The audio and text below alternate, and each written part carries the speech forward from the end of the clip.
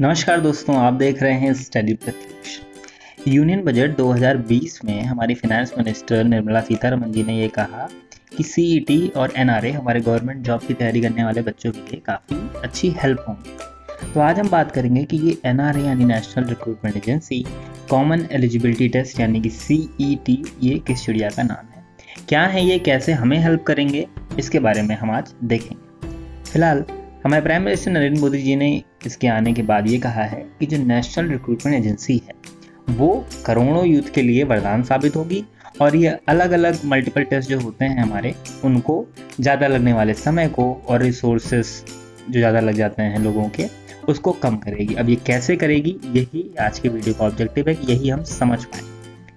ये पारदर्शिता भी लाएगी, इसके बारे में भी हम समझेंगे कि भैया ये सारे काम कैसे होंगे।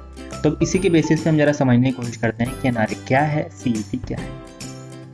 तो जो अभी का समय चल रहा है इसमें किस तरह के एग्ज़ाम होते हैं। आपको एग्ज़ाम अलग अलग रिक्रूटमेंट बोर्ड होते हैं, अलग अलग एग्ज़ाम होते हैं, सबका आपको अलग फॉर्म भरना है, अलग फ़ी पेमेंट करनी है और जिस दिन एग्ज़ाम होगा अलग सेंटर पे वहाँ पर आपको उस दिन पहुँचना है, तो आपकी ट्रैवल कॉस्ट भी लगेगी। ज़रूरी नहीं है कि आपने जो सेंटर ऑप्ट किया आपको वही मिले। आप अगर लखनऊ में रह रहे हैं तो आपका सेंटर पड़ सकता है इलाहाबाद, फैजाबाद पढ़ सकता है, फैजाबाद में रह रहे हैं तो ऐसे ही अलग जगह पढ़ सकता है। तो 3 एग्ज़ाम को देने के लिए आपको पूरे महीने में अगर 3 एग्ज़ाम पड़ गया तो पूरा बिल्कुल हेक्टिक शेड्यूल आपका हो जाता है। इन सारी चीज़ों को ख़त्म करने के लिए गवर्नमेंट ने एक नई जादू की छड़ी दी है। एनआरए उस छड़ी को घुमाएगा और उस छड़ी का नाम है कॉमन एलिजिबिलिटी टेस्ट। अब आइए देखें कि पहले कॉमन एलिजिबिलिटी टेस्ट किस किस पोस्ट की, किस किस जॉब की बात करता है। सबसे पहले बात करता है कि जो गवर्नमेंट, सेंट्रल गवर्नमेंट जो है, सेंट्रल गवर्नमेंट की ग्रुप बी की, ग्रुप सी की और क्लरिकल पोस्ट, ग्रुप बी की non gazetted post, group C की नॉन टेक्निकल पोस्ट और जो क्लरिकल पोस्ट है वो, इन तीनों पोस्ट की बात कर रहा है सेंट्रल गवर्नमेंट की। और इन्हीं के इक्विवेलेंट यानी इन्हीं के बराबर वो सारी पोस्ट जो कि पब्लिक सेक्टर बैंक्स की हैं, पब्लिक सेक्टर बैंक्स की, इनको कराएगा सीईटी यानी कि सेंट्रल गवर्नमेंट की ग्रुप बी, सी और क्लरिकल पोस्ट की जॉब और पब्लिक सेक्टर बैंक। यहाँ पे याद रखिएगा कि यहाँ पे नॉन गेजेटेड पोस्ट की बात की जा रही है, ग्रुप बी की। ये 2 तरह के एग्जाम ये कराएगा, पहली चीज हमें क्लियर हो गई। अब इससे होगा क्या, होगा ये कि जो हम इन सारी पोस्ट की भी बात किए हैं, इन सबके अलग अलग रिक्रूटमेंट बोर्ड हैं, अलग अलग एग्जाम होता है। फॉर एग्जाम्पल एसएससी, आईबीपीएस और आरआरबी, इन तीनों का अलग अलग एग्जाम होगा। लेकिन अब सीईटी ये काम करेगा कि उसने एक खिड़की खोल दी कि अब इसी खिड़की के थ्रू आप तीनों जगह पे जा सकते हैं। वो कैसे होगा, ये कराएगा सिर्फ और सिर्फ प्रीलिम्स का एग्जाम।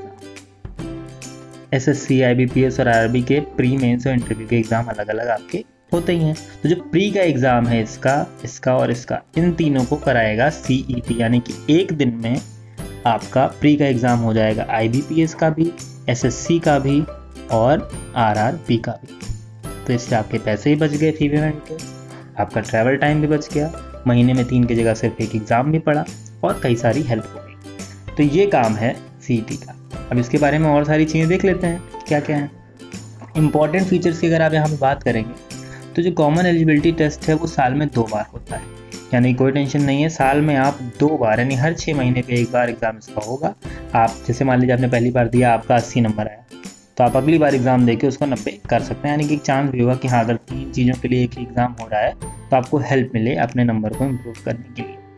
अगली बात इसके बारे में ये है कि अलग अलग सीईटी होंगे ग्रेजुएशन लेवल, 12th पास के लिए और 10th पास के लिए, यानी कि अलग अलग सीईटी कंडक्ट कराया जाएगा। जैसे कि फॉर एग्जाम्पल के थ्रू इसको समझें कि एसएससी जो जॉब कराता है, एग्ज़ाम कराता है, उसमें एक ग्रेजुएशन लेवल, 10+2 लेवल और 10th लेवल, ये अलग अलग लेवल के एग्ज़ाम होते हैं। तो इनके लिए अलग अलग सीईटी होगा और वो एग्ज़ाम कराएगा। 12 मेजर लैंग्वेजेस में सीईटी कराएगा कि खाली पहले हिंदी और इंग्लिश में ही ये एग्ज़ाम होते थे, अब 12 इंपॉर्टेंट लैंग्वेजेस में हो पाएगा। तो बाकी के स्टेट के लोग भी इसको अच्छे से दे पाएंगे, जो कि अच्छी हेल्प हो, क्योंकि सेंट्रल गवर्नमेंट का एग्जाम है, देखिए स्टेट गवर्नमेंट का नहीं है। तो सेंट्रल में तो हमारे यहाँ हर अलग अलग तरह के स्टेट है, अलग अलग लैंग्वेजेस हैं, तो सबको इक्वलिटी मिल पाए, इक्विटी मिल पाए इस चीज़ में, उसके लिए सरकार पूरा ध्यान रखेगी ही। तो ये एक अच्छा स्टेप है। अगली बात यहाँ पे कह रहा है कि अभी के लिए स्टार्टिंग में फिलहाल कई ऐसे रिक्रूटमेंट बोर्ड हैं, करीब 20 ऐसे हैं जिन तक ये काम करना है कि 20 के एग्ज़ाम के जो प्री हो रहे हैं उनको CET कराए, बट अभी ये चीज़ नहीं हो पाई है। अभी सिर्फ 3 इंस्टीट्यूट हैं ऐसे जिनका प्री का एग्ज़ाम CET कराएगा। उनका नाम है SSC, जो मैंने एग्जाम्पल दिए थे, IBPS और RRB, ये तीनों एग्ज़ाम, यानी कि staff selection commission, railway recruitment board RRB और institute of banking personal selection. अब इसके सेंटर की बात करते हैं कि भैया एग्ज़ाम तो हो जाएगा, सेंटर का कुछ हिसाब बता दीजिए। करीब 1000 सेंटर अभी अक्रॉस इंडिया बनाए जाएंगे, और जो मोटिव है वो ये है कि हर एक डिस्ट्रिक्ट में एक सेंटर हो, जो एग्ज़ाम पढ़े तो इस डिस्ट्रिक्ट के लोग इसी सेंटर पे एग्ज़ाम दे पाएँ, ताकि जो इंटर डिस्ट्रिक्ट मूवमेंट होता है कि यहाँ से यहाँ जा रहे हैं, यहाँ से यहाँ जा रहे हैं, तो वीमेन को भी प्रॉब्लम होती है और लोगों को भी बेसिकली प्रॉब्लम होगी ही। ट्रैवल करना पड़ता है, सुबह का एग्ज़ाम है तो पहले पहुँचना पड़ता है और बहुत सारा चीज़ें होती हैं, तो उससे निजात यहाँ पर मिल जाएगी। अभी के लिए करीब 117 ऐसे डिस्ट्रिक्ट हैं जहाँ पे इनका प्रॉपर इंफ्रास्ट्रक्चर बनेगा सेंटर बनाने के लिए। तो इसके फीचर्स के बारे में जानते हैं, इंपॉर्टेंट। आगे बढ़ते हैं। CET जो है ये फर्स्ट लेवल टेस्ट है, बिल्कुल क्लियर होना चाहिए बात की। मैंने बताया कि जो भी प्री, मेंस और इंटरव्यू के जो एग्ज़ाम हो रहे हैं हमारे, उसका फर्स्ट लेवल Tier 1 ये प्री का ही एग्ज़ाम कराएगा CET, सिर्फ प्री का। अगली बात यह है कि कोई रिस्ट्रिक्शन नहीं होगा आपके नंबर ऑफ अटेम्प्ट पे, कि मान लीजिए आप SSC का एग्ज़ाम दे रहे हैं, फॉर एग्जांपल आपकी एज मान लीजिए कि 30 साल है, कि 30 साल तक आप एग्ज़ाम दे सकते हैं, तब तक आप कोई कितने भी अटैम्प्ट दे सकते हैं CET के लिए, जब तक कि आपकी उस एग्ज़ाम से रिलेटेड एज पूरी नहीं हो जाती। और जो बाकी की age relaxation SC ST OBC candidate को मिलते हैं वो मिलते रहेंगे लगातार। ये एक ऑनलाइन एग्ज़ाम है, इससे जो हमारी डिजिटल लिटरेसी है इंडिया की, उसको हेल्प मिलेगी। और ये 2020 से शुरू नहीं हो पाएगा, 2021 से शुरू होगा। अब देख लेते हैं कि स्टूडेंट के लिए इसमें क्या क्या फ़ायदे हैं। सबसे पहली बात तो ये है कि सिंगल एग्ज़ाम होगा भाई, अलग अलग एग्ज़ाम को नहीं देना, सिर्फ और सिर्फ एक एग्ज़ाम देना है, तो इससे काफ़ी हेल्प मिलेगी। सिंगल फ़ी है, अलग अलग पैसे देने के बजाय, किसी की 300 रुपये फ़ीस है, किसी की 400, किसी की 500, तो ऐसे आपको काफ़ी पैसे देने पड़ रहे हैं। ऐसे मान लीजिए 500 रुपये CET का पड़ा तो एक बार में आपका काम हो गया।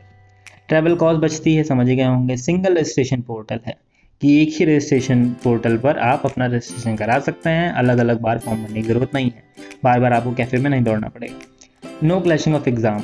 सपोज़ कीजिए IBPS और SSC के एग्ज़ाम क्लैश कर रहे हैं, और अगर क्लैश नहीं भी कर रहे हैं तो एक एग्ज़ाम मान लीजिए 19 तारीख है और दूसरा एग्ज़ाम 21 तारीख है, तो 19 को आपने एग्ज़ाम दिया और फिर एक ही दिन के अंतराल पे फिर दूसरा एग्ज़ाम आपने 21 तारीख को दिया, तो काफ़ी हेक्टिक हो जाता है, परेशानी वाला अगर आपके लिए हो सकता है।